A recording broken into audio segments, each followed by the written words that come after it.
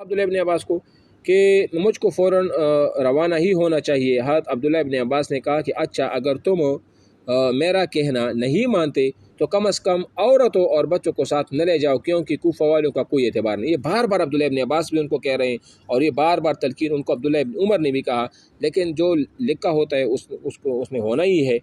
تو 12,000 شخص جب کہ تمہاری خلافت کے لیے بیعت کر چکے ہیں، تو ان کا فرض تھا کہ وہ اول یزید کے عامل کو کوفہ سے نکال دیتے، خزانہ پر قبضہ کرتے اور پھر آپ کو بلاتے۔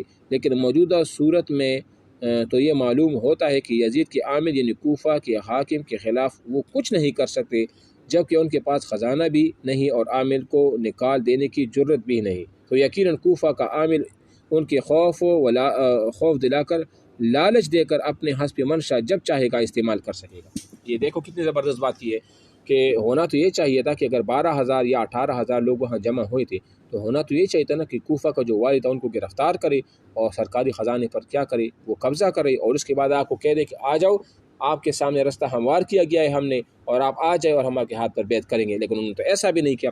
کتنی یعنی کہ اہم باتیں انہوں نے ان کو وہ بتا دیے تھی۔ سمجھ آ رہی ہے نا؟ اچھا جی، اور آگے فرمائے کہ اگر عورتیں اور بچی بھی آپ کے ساتھ ہوئے تو جس طرح عثمان غنی اپنے اہل و عیال کے روبرو قتل کی گئی، اسی طرح آپ کے اہل و عیال کو بھی آپ کا قتل ہونا دیکھنا پڑے گا، اور دشمن کے ہاتھ بھی گرفتار ہو کر لونڈی غلام بننے کا اندیشہ رہے گا۔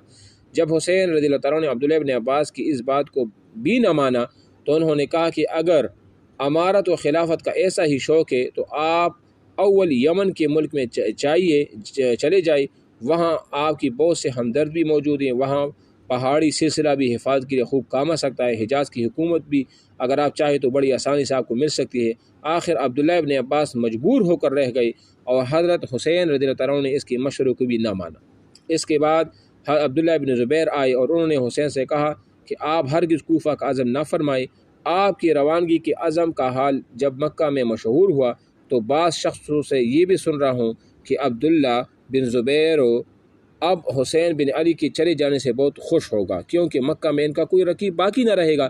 لہذا میں ان بدگمان لوگوں کو جھوٹا ثابت کرنے کے لیے آپ سے نہایت خلوص کے ساتھ عرض کرتا ہوں کہ آپ مکہ کی حکومت قبول فرمائیں اور اپنا ہاتھ بڑھائیں تاکہ میں آپ کے ہاتھ پر بیعت کروں اور آپ کے حکم کی تعمیل میں شمشیر زنی کے لیے میدان میں نکلوں۔ حسین نے کہا کہ بس اب میں اطلاع دے چکا ہوں اور اپنی روانگی کا عزم مصمم کر چکا ہوں، کسی طرح رک نہیں سکتا۔ آپ کو یہ باتیں سمجھ آ گئی کہ یعنی کہ کس طرح امام حسین کو عبداللہ ابن عمر نے نصیحت کی، پھر کس طرح عبداللہ ابن عباس کو ان کو نصیحت کی، اور آخر میں یہ مشورہ بھی دیا کہ اگر آپ کو لازمی خلافت چاہیے تو آپ یمن میں چلے جائے، یمن کے لوگ وفادار بھی ہیں، وہاں پہاڑ بھی ہیں، آپ کی حفاظت بھی صحیح ہوگی۔ پھر اس کے باوجود عبداللہ ابن زبیر بھی آئے۔ عبداللہ ابن زبیر نے اپنی صفائی بھی کر ڈالی کہ لوگ تو یہ کہہ رہے ہیں کہ عبداللہ زبیر یہ کہتے ہیں کہ یہ تو کوفہ چلے جائیں گے، لہذا میرے لیے رستہ ہموار ہو جائے گا، تو میں آپ کو خود کہتا ہوں، اور ان لوگوں کی باتوں میں آپ نہ آئے جس طرح یہ لوگ یہ باتیں کرتے ہیں۔ میں خود آپ آیا ہوں اور آپ کو کہتا ہوں کہ آپ مکہ میں رہے، اور میں آپ کے ہاتھ پر کیا کرنے جا رہا ہوں، بیعت کرتا ہوں، اور آپ یہاں رہے تو یہ جگہ آپ کے لیے کیا رہے گا، وہ بہتر رہے گا۔ ٹھیک ہے، یہ یہاں تک بات سمجھ آ گئی ہے نا؟ اچھا جی، پھر آخر یعنی 3 ماہ ذوالحجہ سن 60 ہجری بروز دوشنبہ حضرت حسین مکہ سے مع اہل و خاندان روانہ ہوئی۔ اسی تاریخ یعنی بروز دوشنبہ بتاریخ 3 ذوالحجہ کوفہ میں مسلم بن عقیل قتل کی گئی۔ حسین جب مکہ سے روانہ ہونے لگے تو عمر بن سعد رضی اللہ تعالیٰ اور بعد دوسری اہل مکہ نے آ کر ان کو روکنا چاہا اور کہا کہ اگر آپ ویسے نہیں مانتے تو ہم آپ کو زبردستی روکیں گے۔ عمر ابن سعد، اور عمر ابن سعد کون ہے؟ یہ سعد ابن ابی وقاص کے بیٹے بھی ہیں جو عشر مبشرہ میں سے، لیکن وہ یزید کی طرف سے تھے اور آپ کا مقابلہ کریں گے۔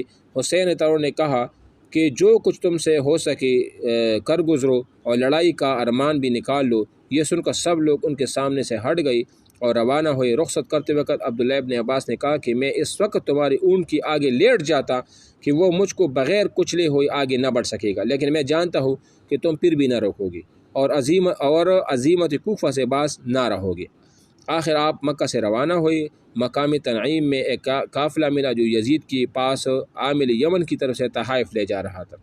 یزید کے پاس عامل یمن کی طرف سے تحائف لے کے جا رہا تھا، آپ نے اس قافلہ کو گرفتار کر لیا اور کچھ سامان اس قافلے سے لے کر آگے روانہ ہوئے۔ کس نے گرفتار کیا؟ امام حسین نے۔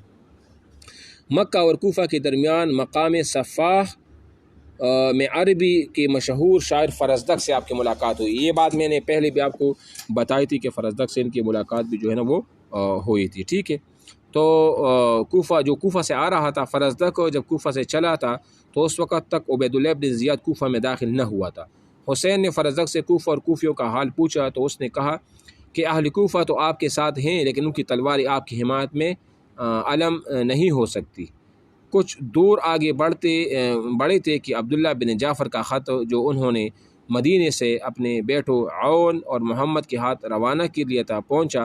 عبداللہ بن جعفر نے لکھا تاکہ میں آپ کو اللہ کا واسطہ دے کر عرض کرتا ہوں کہ کوفہ کے ارادے سے باز رہیے اور مدینہ میں آ جائیے۔ عبداللہ بن جعفر کون تھا؟ یہ امام حسین کا چچا زاد بھائی تھا اور جعفر ابن ابی طالب کا بیٹا تھا، ٹھیک ہے نا۔ ساتھ ہی مدینہ کی والی کا خط بھی انہیں قاصد نے دیا جس میں لکھا تھا کہ آپ مدینہ میں آ کر رہنا چاہے تو آپ کو امان ہے، مگر حسین نے واپس اسے قطعاً انکار کیا۔ دیکھو والی مدینہ کا خط بھی آیا لیکن اس نے پھر بھی انکار کر دیا۔ محمد اور عون کو بھی اپنے ہمراہ لیے اور اپنے دلیل راہ سے جو بسا کا ایک شخص تھا کہا کہ جس قدر جلد ممکن ہو ہم کو کوفہ پہنچا دو تاکہ ہم عبید اللہ بن زیاد کی پہنچ سے پہلے کوفہ میں داخل ہو جائے، وہاں لوگ ہمارے سخت منتظر ہوں گے۔ اتفاقاً اسی روز عبید اللہ بن زیاد کے پاس یزید کا خط پہنچا کہ اپنی حفاظت کرو، اور چونکہ حسین کی مکہ سے روانہ ہو چکے ہیں لہذا ہر ایک راستے پر فوجی متعین کرو تاکہ ان کو کوفہ تک نہ پہنچنے دیا جائے۔ حسین اپنے دل میں یہ خیال کرتے ہوئے جا رہے تھے کہ مسلم بن عقیل کے ہاتھ پر ہر 12,000 لوگ بیعت کرتے ہوں گے اور اب جماعت بہت زیادہ ہو چکی ہوگی، لہذا کوفہ میں عبید اللہ بن زیاد کی گرفتاری یا قتل کے لیے فوجی نامزد کر رہا تھا۔ اور چند منزلیں طے کرنے کے بعد عبداللہ بن مطوع سے ملاقات ہوئی۔ انہوں نے حضرت حسین کے ارادے سے واقف ہو کر نہایت اصرار کے ساتھ روکا اور مکہ کی طرف واپس چلے کے لیے قسمیں دلائی، پھر ان کو سمجھایا کہ آپ عراقیوں کے فریب میں نہ آئیں۔ ابھی اور بندہ اس کو بتا رہا ہے کہ عراقیوں کے فریب میں نہ آئے، اگر آپ بنو امیہ سے خلافت چھیننے کی کوشش کریں گے تو وہ آپ کو ضرور قتل کریں گے، اور ہر ایک ہاشمی، ہر ایک عرب اور ہر ایک مسلمان کی قتل پر دلیل ہو جائیں گے۔ آپ اپنے آپ کو ہلاکت میں ڈال کر اسلام، عرب اور قریش کی حرمت کو نہ منائیں۔ مگر حسین پر ان کی بات کا کوئی اثر نہ ہوا اور بدستور کوفہ کی طرف سفر کر رہے تھے۔ مقام عاجر سے آپ نے قیس بن مظہر کے ہاتھ پر اہل کوفہ کے پاس ایک خط بھیجا کہ ہم قریب پہنچے، ہمارے منتظر رہو۔ قیس قادسیہ میں پہنچے تھے کہ لشکر ابن زیاد کے ہاتھ میں گرفتار ہو گئی۔ ابن زیاد کی روبرو مغخط پیش کی گئی، اس نے قصر عمارت سے چھت پر چڑھا کر اوپر سے گرا دیا اور کیس گرتی ہی فوت ہو گئی۔ پھر اگلی منزل سے اس نے اپنے رضائی بھائی عبداللہ بن یقتر یا اس طرح کوئی نام ہے کو اسی طرف خط دے کر بھیجا اور وہ بھی اس طرح گرفتار ہو کر اس طرح قصر عمارت سے گرا کر قتل کی گئی۔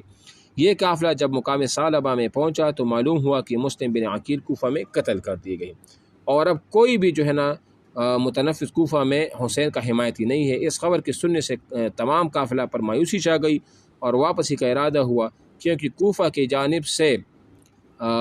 جانب سے قومی جو کبھی احتمال تھا کہ جو لوگ مسلم کے ساتھ ہوا ہے وہی اس قافلے کے ساتھ بھی وہ ہوگا۔ یہ سن کر مسلم بن عقیل کے بیٹوں نے کہا کہ ہم ہرگز واپس نہیں ہونا چاہتے اور اب ہم مسلم کا قصاص لیں گے ورنہ انہیں کی طرح جان دیں گے۔ دوسری یہ کہ حسین ابن علی رضی اللہ تعالیٰ عنہ مسلم بن عقیل کی طرح نہیں ہے، ان کو جب کوفہ والے دیکھیں گے تو ضرور ان کے حال کیا کریں گے، شریک حال ہو جائیں گے اور ابن زیاد کو گرفتار کر لیں گے۔